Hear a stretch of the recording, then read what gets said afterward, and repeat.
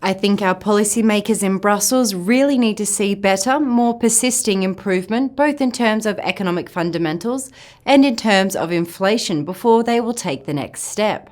Adolfo Laurenti, Bank J, Safra Sarasin.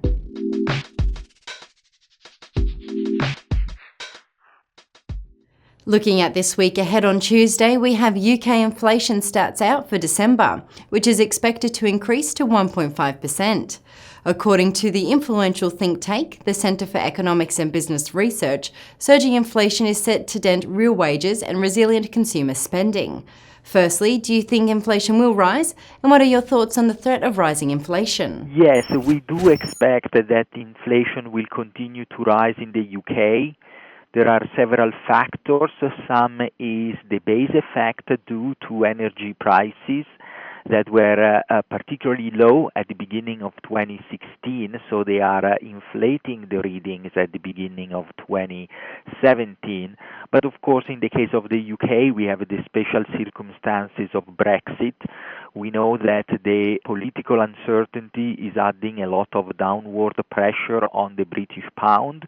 We have seen in recent days some depreciation. This was less true during December, the period for which we are expecting tomorrow the CPI reading, the inflation readings. But the whole combination of the base effect, the dynamics of energy prices and the pound will probably point to a further acceleration in the inflation in Britain, which will probably last through 2017. There are some cyclical factors for these readings for December, for January, but because of the political uncertainty we mentioned, we expect higher inflation to be a feature for the rest of 2017, with a peak probably around 2.5-2.6% later in the spring.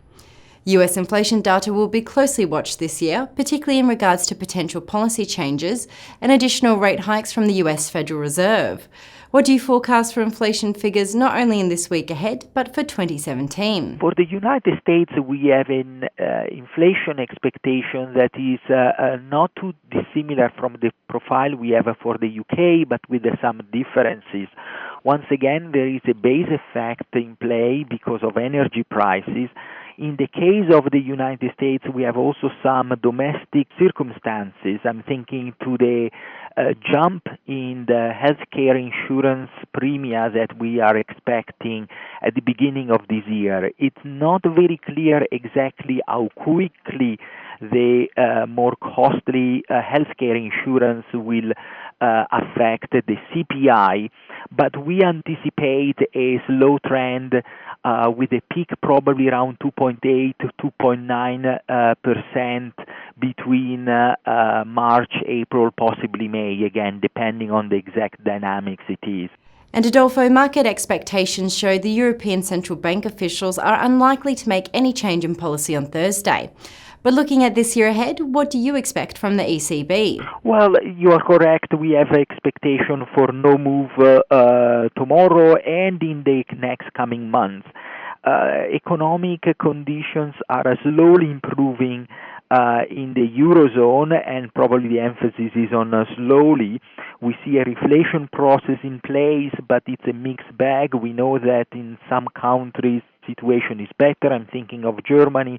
Some countries are still struggling. A lot of political uncertainty because of the French election, because of the political situation in Italy. The bottom line is the European Central Bank will have no hurry to take away some of the current accommodation. Probably this will begin to be the case in the second half of the year. I think our policymakers in Brussels really needed to see better, more persisting improvement, both in terms of economic fundamentals and in terms of inflation, before they will take the next step. Thank you for joining us, Adolfo. So that's what to look out for in this week ahead, but we have plenty more analysis on the FX markets, so don't go anywhere.